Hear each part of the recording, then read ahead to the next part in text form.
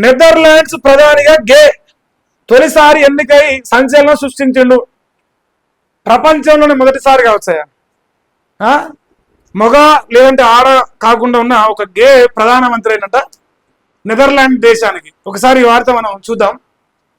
Netherlands ప్రధానిగా తొలిసారి ఒక గే ఎన్నికై సంచలనం సృష్టించారు.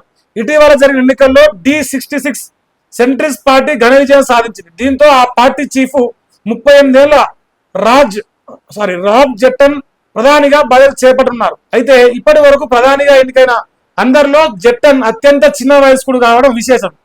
అది మాత్రమే కాదు, రాబ్ జెట్టన్ తాను గేనని ఎన్నికల ప్రచారంలో స్వయంగా ప్రకటించుకున్నాడు.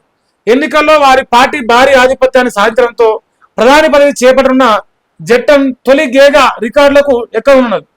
ఈ సందర్భంగా జెట్టన్ మాట్లాడుతూ, ఇది చారిత్రాత్మక విజయం అని, ప్రజలు గొప్ప బాధ్యతను తమపై ఉంచారని, తమపై నమ్మకం ఉంచి గెలిపించిన ప్రతి ఒక్కరికి కృతజ్ఞతలు తెలిపిండు.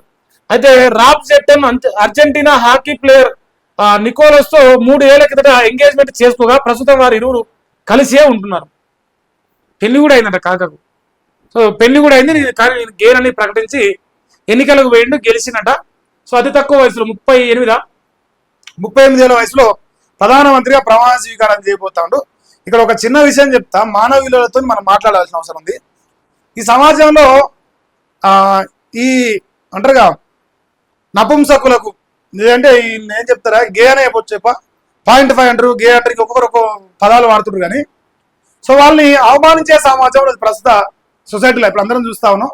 ఈ రాష్ట్రంలో కానీ, దేశంలో కానీ, ప్రపంచ సైడ్ కానీ వాళ్ళకి అంతగా గౌరవ మర్యాదలు వాళ్ళు అనుకున్నంత స్థాయిలో లభించవు. సో వాళ్ళు ఈ సోషల్ మీడియా ఇంటర్వ్యూలు చూసినప్పుడు వాళ్ళ మాటలు చూస్తూ ఉంటే ఏడిపోస్తూ ఉంటుంది. ఎందుకంటే అందరం మనిషి పుట్టుకొట్టిన వాళ్ళు దేవుడిచ్చింది కదా, వాళ్ళు ఏం చేయలేరు కదా. సో ఏ మనిషి అయినా ఎవరు ఏం చేయలేరు. మన సమాజానికి ఎట్లా అంటే, ఎవరికైతే ఏది లేదో, అది ఆస్తిలో ఉన్న కాడ ఆస్తి గురించి, ఆరోగ్యం లేని దగ్గర ఆరోగ్యం గురించి, జీవితం లేని దగ్గర జీవితం గురించి, ఇట్లా మనిషికి ఒక కుంచిత మనస్తత్వం ఉంటుంది. సో ఎవరి దగ్గర అయితే ఏదైతే లేదో వాడిని అదే పేరుతో అవమానించే తత్వం ఉంటుంది.